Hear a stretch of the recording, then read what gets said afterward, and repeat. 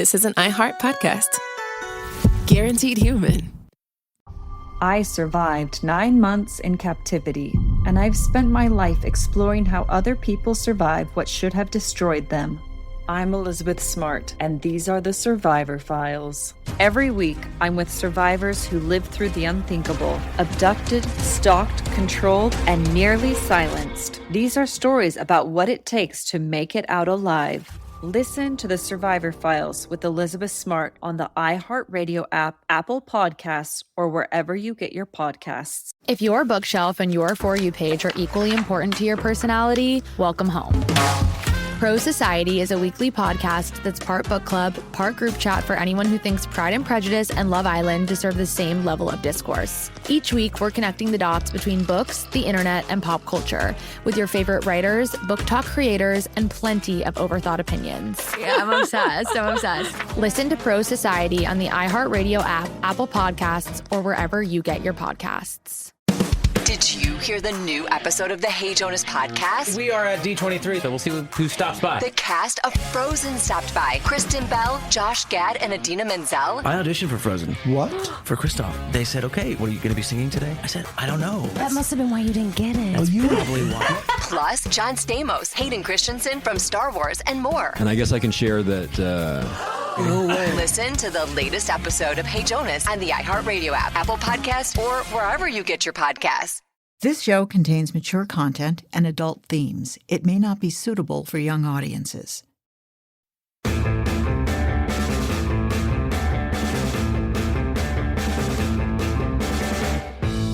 In 2017, Harvey Weinstein was outed as a serial sexual abuser. Many brave women came forward and told their stories. They exposed one of Hollywood's most powerful moguls as a vicious sexual predator who operated horrifically and seemingly without consequences. But Weinstein was standing on the shoulders of monsters. For so many years, those monsters remained unchecked in Hollywood, shielded by the millions of dollars they made for their studios. Sex for fame is not new.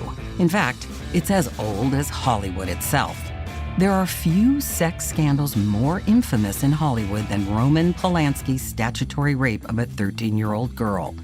Polanski was one of the most innovative and influential directors of the last century.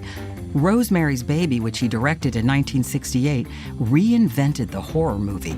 And Chinatown in 1974 reinterpreted noir film for modern audiences. But Polanski is arguably more famous today for his guilty plea on a statutory rape charge in 1977 than he is for winning the Best Director Oscar for The Pianist in 2003. In today's episode of Variety Confidential, we'll open Variety's archives to separate fact from fiction about Roman Polanski, the scandal that has plagued Hollywood for nearly 50 years. From Variety and iHeart Podcasts, I'm Tracy Pattin. This is The Secret History of the Casting Couch. Today's episode, Disgraced Genius, Roman Polanski. In the studio with me today is Matt Donnelly, Variety's senior entertainment and media writer. Hi, Matt. Hi, it's great to be back. And it's always so great to have your insights into the industry.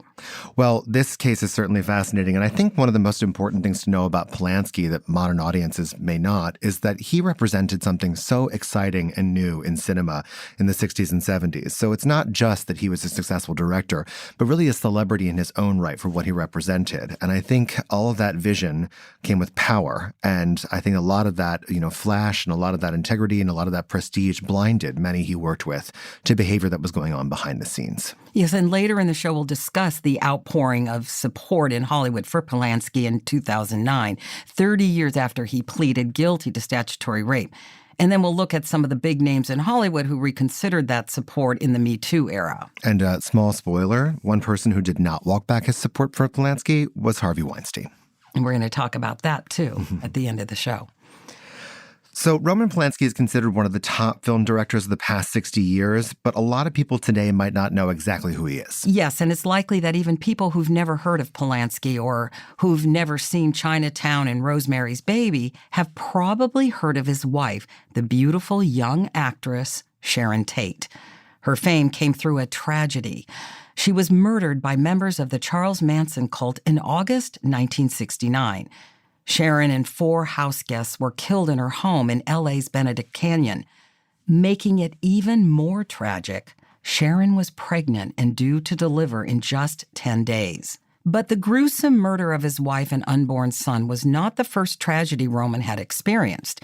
As a child in Poland, he watched helplessly as a gang of Nazi soldiers dragged his mother away. He never saw her again.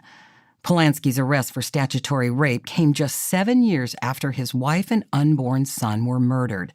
Facing a long prison sentence, he fled the country in February 1978 and has never returned. Roman Polanski continued to make movies in Europe while in exile from the United States.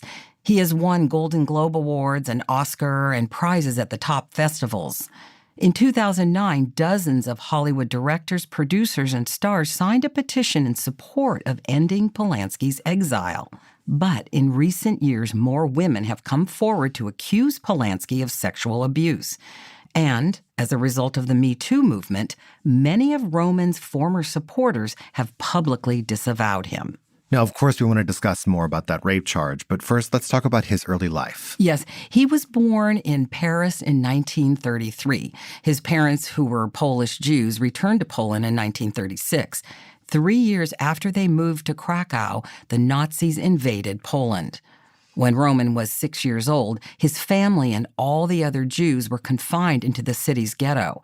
As conditions deteriorated, food and water became scarce. And then the Nazis started arresting people, even entire families, and taking them to the death camps. After enduring months of this, a traumatic event upended Roman's life. He watched from a hiding place as Nazi soldiers dragged his mother out of their house. He never saw her again.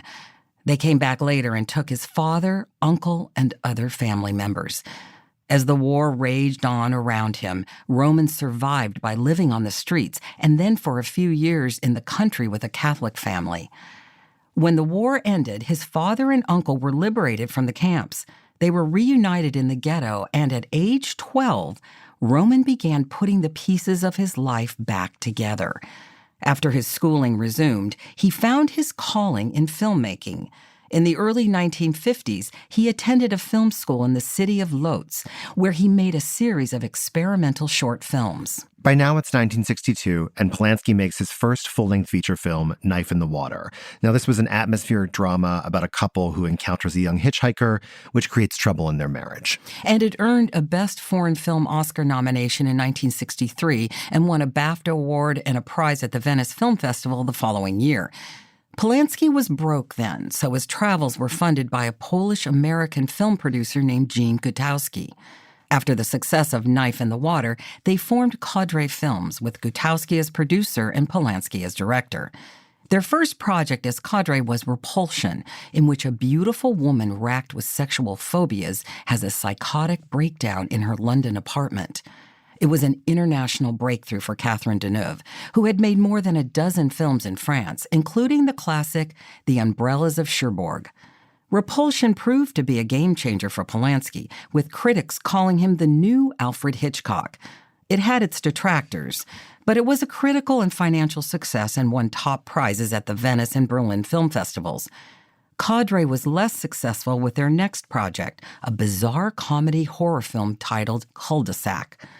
It opened in 1966 to mixed reviews and mediocre box office receipts. Cadre was on the brink of bankruptcy when Polanski and Gutowski met American film and television producer Martin Ransohoff at a party in London. Ransohoff owned Filmways, the producer of hit sitcoms like The Beverly Hillbillies, Green Acres, and The Addams Family. Also at the party was a striking, aspiring actress named Sharon Tate. She would be featured in Polanski's next film, The Fearless Vampire Killers, which was produced by Cadre and Filmways. There was no love at first sight between Roman and Sharon. He hadn't intended to cast her, but Martin Ransohoff had insisted. Their romance would develop after the production ended. The Fearless Vampire Killers, another horror comedy, was panned by the critics and did poorly at the box office.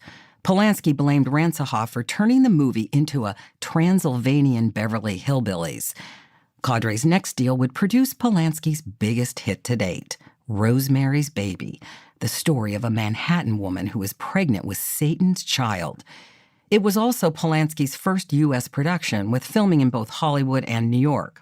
Variety reported with a budget of $3.2 million, the movie was one of 1968's biggest winners, bringing $12.3 million in box office grosses to Paramount. That revenue today would be $108.7 million. The success of Rosemary's Baby changed Polanski's life. He'd found love with Sharon Tate, and he'd been welcomed into a group of celebrated actors and directors that included Warren Beatty, Jack Nicholson, and Martin Scorsese. Variety's former editor-in-chief Peter Bart said, "Roman started to like this community. He loved the fast life. He became a real star. He got good tables in restaurants. That had not been part of his life. You could see him change to a degree. The unthinkable happened to Roman. He was actually happy." So Polanski and Sharon Tate were married on January 20th, 1968, and a year and a half later, when Sharon was pregnant with their first child, they rented a house on Cielo Drive in the hills above LA's Benedict Canyon. And the Polanskis spent the first half of 1969 in Europe. In early August, Roman sent Sharon home by boat. He believed she was too pregnant to fly. She objected to the separation, but he promised to be in Los Angeles when the baby was born. He said he was staying in London to work on a movie project. But after he put Sharon on the ship, Roman reverted to his old ways and began hooking up with random women every night. He spent the night before the murders with a flight attendant. Hi, Ryan Reynolds here for Mint Mobile. Are you looking for a beach read this summer? May I suggest your big wireless bill? It's got suspense, mystery, a slightly flat emotional arc, and a shocking twist where you realize you've been overpaying the entire time. Fortunately, though, Mint's story is better. Every plan, $15 a month, even unlimited. That's it. Happy ending. Zero tears. Give it a try at mintmobile.com/switch. Upfront payment of $45 for 3 months, $90 for 6 months, or $180 for 12-month plan required. $15 per month equivalent. Taxes and fees extra. Initial plan term only. Greater than 50 gigabytes may slow when network is busy. See terms. When I was 14 years old, I was kidnapped and held captive for 9 months. I survived, and I've spent my life exploring how other people survive what should have destroyed them. I'm Elizabeth Smart, and these are the Survivor Files. I just remember this low, taunting voice next to my ear saying, "Shut up, don't say anything." Every week, I'm with survivors who lived through the unthinkable. I knew if he woke up, without a doubt, he was going to hurt me. I started feeling that there was someone at the end of my bed, and I just started screaming. They are abducted, stalked, controlled, and nearly silenced. But these aren't stories about what's taken from them. They're stories about what it takes to make it out alive. Listen to the Survivor Files with Elizabeth Smart on the iHeart Radio app, Apple Podcasts, or wherever you get your podcasts. If your bookshelf and your For You page are equally important to your personality, welcome home. This is Prose Society, the weekly podcast that's part book club, part group chat for thought daughters, pop culture obsessives, and anyone who thinks Pride and Prejudice and Love Island deserve the same level of discourse. I'm Eli Rallo, and every week we're connecting the dots between books, the internet, and the conversations everyone can't stop having. I'm going to have to look up this story. I'm obsessed. From best-selling authors and your favorite book talk creators to the latest pop culture moments, nothing is off the table. It's like if you can hide some real messages inside compelling characters, then that is a Trojan horse. Whether you're looking for literary deep dives, smart pop culture conversations, or a community of readers who love to think a little too much, you're in the right place. Listen to Prose Society on the iHeart Radio app, Apple Podcasts, or wherever you get your podcasts. See you between the pages. He got the call around 10 p.m. London time. Sharon and 4 of their friends had been shot and knifed to death at his home in Benedict Canyon. It's incredibly tragic. After the murders, Roman became a sort of sympathetic figure in Hollywood, this tragic survivor, and the community continued to support him into the early 1970s, even though his next few films really failed to connect with audiences. There were 3 films, Polanski's version of Shakespeare's Macbeth in 1971, and 2 movies released in 1972, Weekend of a Champion and a film titled What? Together, they grossed just $1 million. Despite this poor showing, Roman's friend Robert Evans, then the vice president of global production at Paramount, hired him to direct Chinatown. It was the story of a private detective's investigation into the death of a Los Angeles water company official and his wife's secret incestuous past. Released in 1974, Chinatown became an instant film noir classic. It was also a financial success. It cost $3 million to make and grossed $29 million worldwide, which would be about $181 million today. Chinatown was nominated for 11 Oscars, including a Best Director nomination for Polanski. He lost to Francis Ford Coppola for The Godfather Part 2. The last film Polanski directed before the scandal erupted was The Tenant, a Kafkaesque thriller about a man played by Polanski who moves into an apartment where the previous tenant attempted suicide. Filmed in Paris and released by Paramount in 1976, it grossed $1.9 million, which is about $10 million today. In February of 1997, Polanski flew into Los Angeles from Paris on business. He had meetings about an upcoming film project and was also there to shoot a photo spread of young teen girls for Vogue Homme, a French men's magazine. His model was Samantha Gailey, the 13-year-old daughter of a woman Polanski had picked up in a bar a year earlier. The mother will later say she thought the shoot was for French Vogue. A spread in French Vogue would have been a great first credit on Samantha's modeling resume, but Vogue Homme was known for its racy pictorials. Near the end of the shoot's second day, Polanski photographed Samantha at Jack Nicholson's house on Mulholland Drive. Nicholson was out of town at the time, but he and Polanski were good friends, and Roman felt free to shoot at the house without permission. They took some photos outside and then moved into the house where Polanski photographed her in a bikini in the jacuzzi. She was nervous, so Polanski gave her a glass of champagne. But she balked when he told her to take off her top, so Polanski told her to call her mother and ask if it was okay. Samantha's mother asked if anyone else was there with them. Roman told Samantha to say that Angelica Houston, Jack Nicholson's girlfriend, was in the house. But, of course, she was not. After the call, Polanski gave Samantha a Quaalude, a sedative that was said to be an aphrodisiac. As he photographed her topless in the jacuzzi, the pill took effect. Polanski took her into a guest bedroom where he sexually assaulted her, violating her orally, vaginally, and anally. She told him to stop, but later she said she didn't really fight him because there was no one else there and I had no place to go. It ended abruptly with a knock at the guest bedroom door. Angelica Houston had come home unexpectedly. Samantha hid under the covers while Roman and Angelica argued in the hallway. Afterwards, Samantha and Roman dressed in a hurry and left the house. On the drive back to her mother's house in Woodland Hills, Roman made Samantha promise not to tell anyone they had sex. She said she would keep their secret, but as soon as she got home, her boyfriend came over and she told him everything. Her sister overheard that conversation and told their mother. After confronting Samantha, her mother called the police. Roman was arrested at the Beverly Hills Hotel, and like anyone else who would be, that news ran on front pages around the world. He was in and out of courtrooms as the scandal played out over the next few months, and in August of 1977, he pleaded guilty to statutory rape. Polanski and his lawyers had assumed that as part of the plea deal, he would not serve time. And when it appeared that the judge was considering a prison sentence anyway, Roman boarded a flight for Europe. He never returned to the United States after that. It's interesting that at the time of Polanski's arrest, Hollywood reacted with shock and outrage, but as time passed, attitudes began to soften. It seemed that his genius as a filmmaker outweighed this appalling behavior. And he directed 15 films in Europe prior to 2023, often working with top stars like Johnny Depp, Adrian Brody, Sigourney Weaver, and Kate Winslet. Notable among the European films were Tess, released in 1979, and The Pianist, released in 2002. Tess was based on a 19th century novel and starred Natasha Kinski, who Roman had dated when she was 15.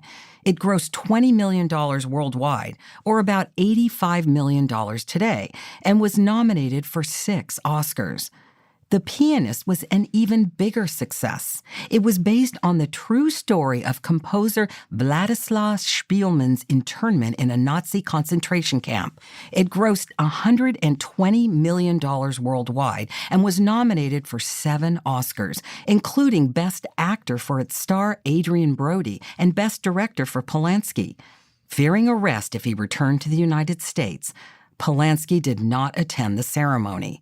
Brody won the Best Actor award, and as evidence that Hollywood's disapproval of Roman was waning, when it was announced that he had won, he received a standing ovation in absentia. Over the next 3 years, support for Polanski in Hollywood grew. It reached its peak in September 2009 when Roman flew into Switzerland to attend the Zurich Film Festival, where he was to receive a Lifetime Achievement Award. And he was detained at immigration because American authorities made a provisional request for his arrest. He spent 67 days in a Zurich detention center while he raised a $4.5 million bond. Because he'd been born in Paris, Polanski was protected from extradition as long as he remained in France. Unlike France, Switzerland had an extradition treaty with the United States. After putting up his home in Paris as a guarantee, he was released into house arrest at his home in the ski resort of Gstaad. The film communities in Europe and in Hollywood reacted to Roman's arrest with an outpouring of support. Dozens of actors, directors, and producers signed a petition calling for Polanski's release. Here's a list of a few of them: David Lynch, Martin Scorsese, Wim Wenders, Pedro Almodovar, Wes Anderson, Adrien Brody, Jonathan Demme, Buck Henry, Michael Mann, Julian Schnabel, and Tilda Swinton. Deborah Winger, then the Zurich Film Festival jury president, said, "We stand by and await his release and his next masterwork. We hope today that this latest order will be dropped. It is based on a 3-decade-old case that is all but dead, except for a minor technicality." Sigourney Weaver told CNN, "He is sweet and very strong and is very, very demanding in the tradition of an auteur." Among Polanski's advocates in 2009 were men who were subjects of abuse allegations themselves. Woody Allen, who was accused of abusing his daughter in 1992, disgraced director Brett Ratner, who, as Variety reported in November 2017, was accused of sexual harassment and misconduct by 6 women, and Harvey Weinstein, whose abuses made Hollywood a focus of the Me Too movement in 2017. In a statement to CNN, Weinstein said, "We are calling every filmmaker we can to help fix this terrible situation." When I was 14 years old, I was kidnapped and held captive for 9 months. I survived, and I've spent my life exploring how other people survive what should have destroyed them. I'm Elizabeth Smart, and these are the Survivor Files. I just remember this low, taunting voice next to my ear saying, "Shut up, don't say anything." Every week, I'm with survivors who lived through the unthinkable. I knew if he woke up, without a doubt, he was going to hurt me. I started feeling that there was someone at the end of my bed, and I just started screaming. They are abducted, stalked, controlled, and nearly silenced. But these aren't stories about what's taken from them. They're stories about what it takes to make it out alive. Listen to the Survivor Files with Elizabeth Smart on the iHeart Radio app, Apple Podcasts, or wherever you get your podcasts. If your bookshelf and your For You page are equally important to your personality, welcome home. This is Prose Society, the weekly podcast that's part book club, part group chat for thought daughters, pop culture obsessives, and anyone who thinks Pride and Prejudice and Love Island deserve the same level of discourse. I'm Eli Rallo, and every week we're connecting the dots between books, the internet, and the conversations everyone can't stop having. I'm going to have to look up this story. I'm obsessed. I'm obsessed. From best-selling authors and your favorite book talk creators to the latest pop culture moments, nothing is off the table. It's like if you can hide some real messages inside compelling characters, then that is a Trojan horse. Whether you're looking for literary deep dives, smart pop culture conversations, or a community of readers who love to think a little too much, you're in the right place. Listen to Prose Society on the iHeart Radio app, Apple Podcasts, or wherever you get your podcasts. See you between the pages. On the new podcast, Solita, we share the messy reality of traveling alone as a woman. I can wait 4 hours for the next bus, or this random dude is offering me a ride on his motorcycle. I chose option B. I'm Julie Pinheiro, and I travel by myself because it's a rare space where I can say yes without asking anyone else first. I'm on a mission to reclaim the word solita, trading the pity for possibility. Every time I tried to be alone, I kept meeting people, and they were like, "You smiled at us. Not a lot of people smile around here." It's when you're alone that you're most receptive to the world as it is and not the lies you're sold about it. It can be a time where you push your limits, change your mind, or wake up to a new version of yourself. So whether you're a solo travel veteran or you're too nervous to book your first trip, I hope you listen to Solita on the iHeart Radio app, Apple Podcasts, or wherever you get your podcasts. Ultimately, Switzerland opted not to extradite Polanski, and he was once again free to travel in Europe. Similarly, a court in Poland ruled it would be, quote, an obviously unlawful deprivation of liberty to extradite Polanski. The court had determined that the California justice system would not give him a fair trial. Now, Tracy, as you mentioned, in October 2017, revelations about Harvey Weinstein's serial sexual abuses led to an outpouring of Me Too allegations against dozens of Hollywood power players. Before, during, and after that time, at least 5 women made allegations against Roman Polanski. And the first of these came 7 years earlier in 2010 when British actress Charlotte Lewis accused Polanski of forcing himself on her in his apartment in Paris. The alleged abuse occurred in 1983 during an audition for the movie Pirates when she was 16 years old. The second allegation was made in August of 2017 when a woman identifying herself as Robin M. claimed she was sexually victimized at age 16 by Polanski. At a news conference, she said, "I'm speaking out now so Samantha Gailey and the world will know she is not the only minor Roman Polanski victimized."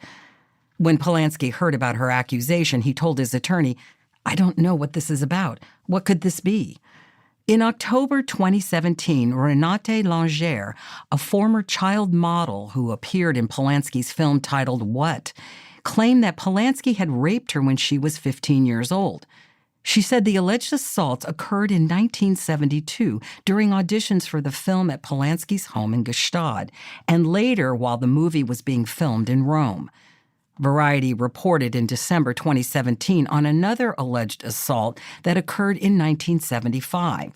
California artist Marianne Barnard claimed that Polanski assaulted her during a photo shoot at Will Rogers State Beach when she was just 10 years old. She claimed that she was posing nude on a fur coat for Polanski when he molested her. Through his attorney, Polanski said he did not know Marianne Barnard. In November 2019, Variety reported that the French newspaper Le Parisien was investigating a claim by photographer Valentine Monnier that Polanski raped her in Gstaad, Switzerland when she was 18. It seems like these cases have sort of all but gone dark, but there has been movement on some recently. Yes, there has, but it hasn't really made news. In September 2022, Charlotte Lewis sued Polanski for defamation. She claimed that he defamed her by calling her accusations an odious lie. Unless there's a settlement, the case will be tried in 2024. In November 2023, Polanski's lawyers responded to a lawsuit from Robin M., claiming the suit violated the statute of limitations. It's unclear what the status of this case is at the moment. Cases related to the accusations by Renate Langer and Marianne Barnard were dismissed because they violated the statute of limitations. Valentine Monnier did not file a complaint based on her allegations that Polanski raped her when she was 18. But it was Samantha Gailey who settled with Polanski for upwards of $600,000, and under her married name, Samantha Geimer wrote a book a few years ago about the whole ordeal. Yes, and it was titled The Girl, Life in the Shadows of Roman Polanski, and was published in 2013 when she was 49 years old. After living with the scandal for 36 years, she reemerged in public to publicize the book. In an interview with NPR, she described the lifelong ramifications of the sexual assault. It affected me dramatically, probably changed who I am as a person, changed the way my life went.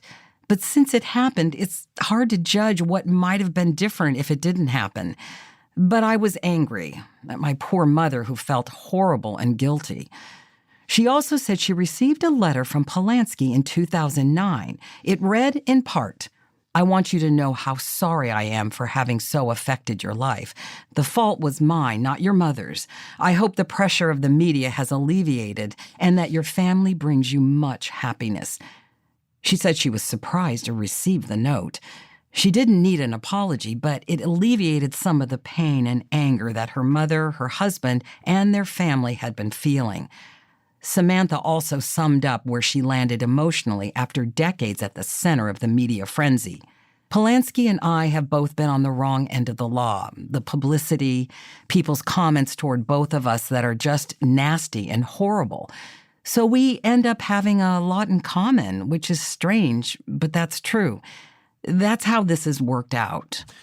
In the 7 years since the Me Too movement began, many of the celebrities who'd advocated dropping the charges against Polanski have had a chance to rethink their support. Yes.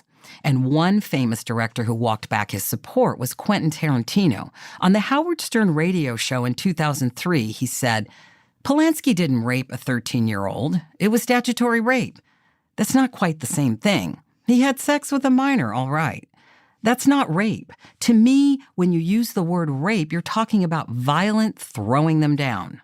In 2018, in a statement released to IndieWire, Tarantino apologized to Samantha Geimer for his, quote, "ignorant beliefs and cavalier remarks." He also said, 15 years later, I realize how wrong I was.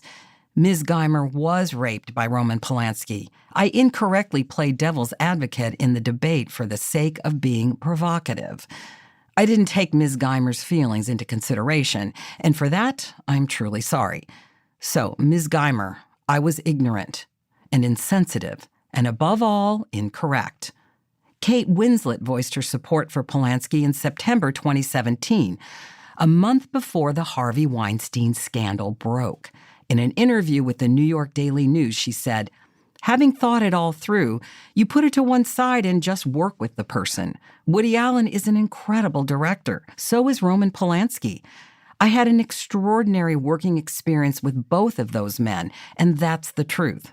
She saw things differently 3 years later. In September 2020, she was quoted in Variety, "It's like, what the fuck was I doing working with Woody Allen and Roman Polanski?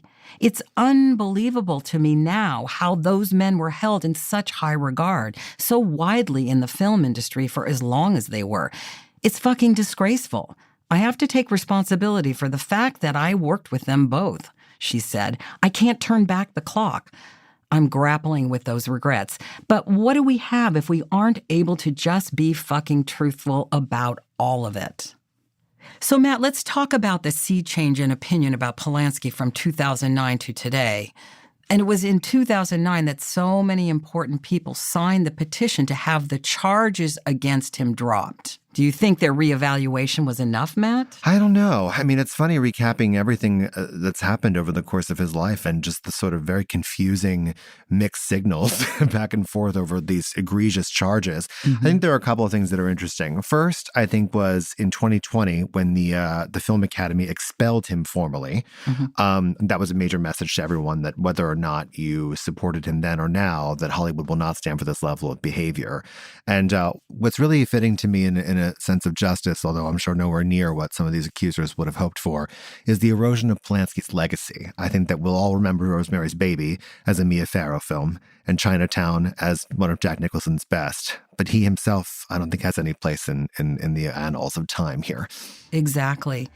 Well, thank you, Matt, for all of your insights today. Thank you so much. I love being here. Thanks to Matt Donnelly, Variety's senior entertainment and media writer, for joining us. We'll be back next time with another episode in this 6-part series, The Secret History of the Casting Couch. From Variety Confidential, this has been Disgraced Genius, Roman Polanski. For Variety and iHeart Podcasts, I'm Tracy Pattin. Variety Confidential is a production of Variety Content Studio and iHeart Podcasts. It was produced by Sydney Kramer, John Ponder, and Tracy Pattin, and written by John Ponder and Tracy Pattin with additional research by Karen Mizoguchi. Executive producers are Dea Lawrence and Steve Gatos. Variety Confidential is recorded, edited, and mixed at The Invisible Studios, West Hollywood. Recording engineer, editor, and mixer, Charles Carroll.